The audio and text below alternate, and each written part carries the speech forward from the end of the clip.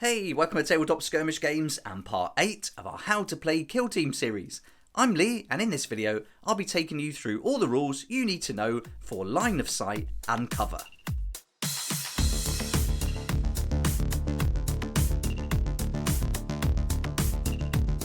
So far in the series we started with the tools of war in part 1 and went right through to part 7 where we looked at wounds, damage, objectives and tokens. But now it's time to start with part 8 where we're going to be looking at the line of sight and cover. Some rules will require an enemy operative to be in the active operative's line of sight, and you'll see this abbreviated as LOS. And this can happen when selecting a valid target for a shooting attack.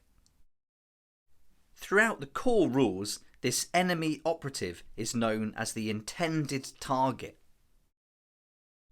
Line of sight is affected by the type of order that your intended target has. If the intended target has an engage order, then it is in the active operative's line of sight if it is both visible and not obscured. If the intended target has a conceal order, then it is in the active operative's line of sight if it is visible, not obscured, and not in cover.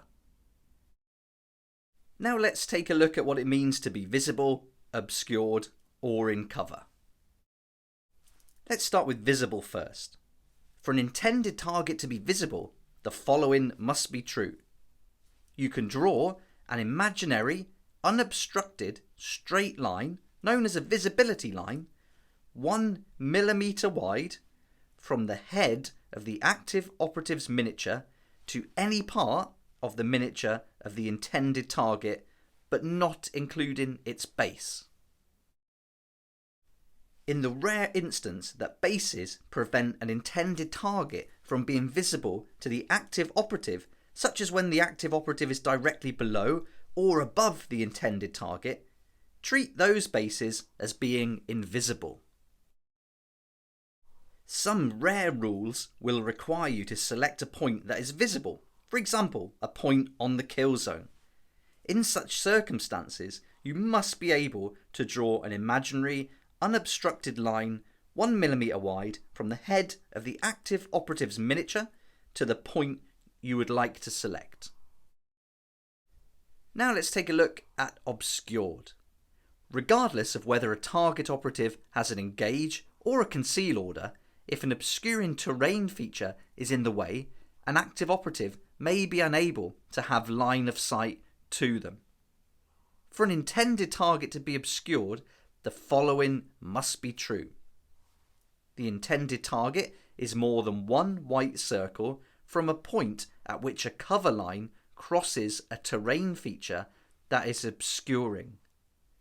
However, if the active operative is within one black triangle, or 1 inch, of a point at which a cover line crosses a terrain feature that is obscuring, that part of the terrain feature is not treated as obscuring. Now let's take a look at cover. If an operative positions themselves in cover, they will use it for protection while they have an engage order, or hide behind it while they have a conceal order. For an intended target to be in cover, both of the following must be true. Number 1, the intended target is more than one white circle from the active operative.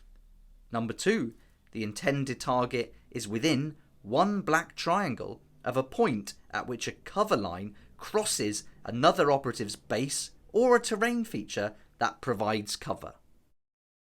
Note that an intended target that has an engage order can gain a defensive benefit for being in cover, and we went through this a little bit in the shooting sequence rules that we covered in a previous part of this series.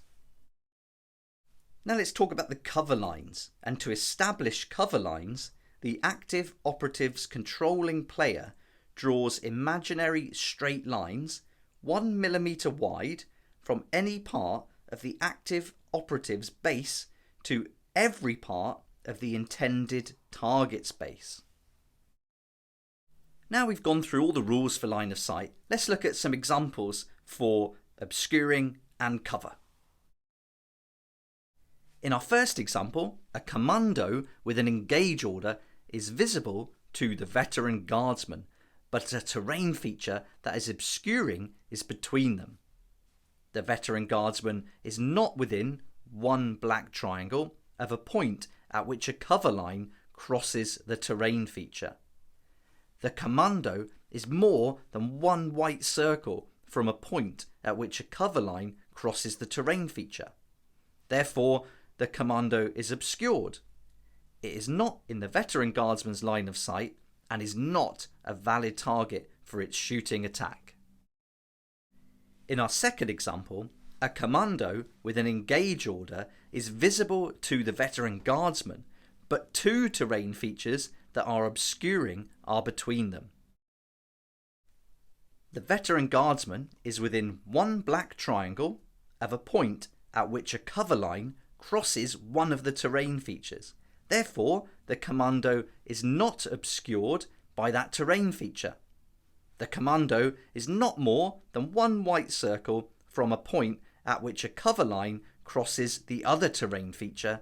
Therefore, the commando is not obscured by that terrain feature either.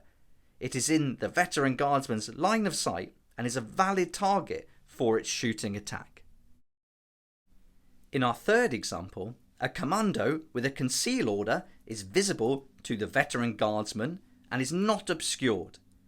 The commando is both more than one white circle from the veteran guardsman and within one black triangle of a point at which a cover line crosses a terrain feature that provides cover. Therefore, it is in cover. As the commando has a conceal order, it is not in the veteran guardsman's line of sight and is not a valid target for its shooting attack. Now we're on to our final example, and here you can see a commando with a conceal order is visible to the veteran guardsman and is not obscured.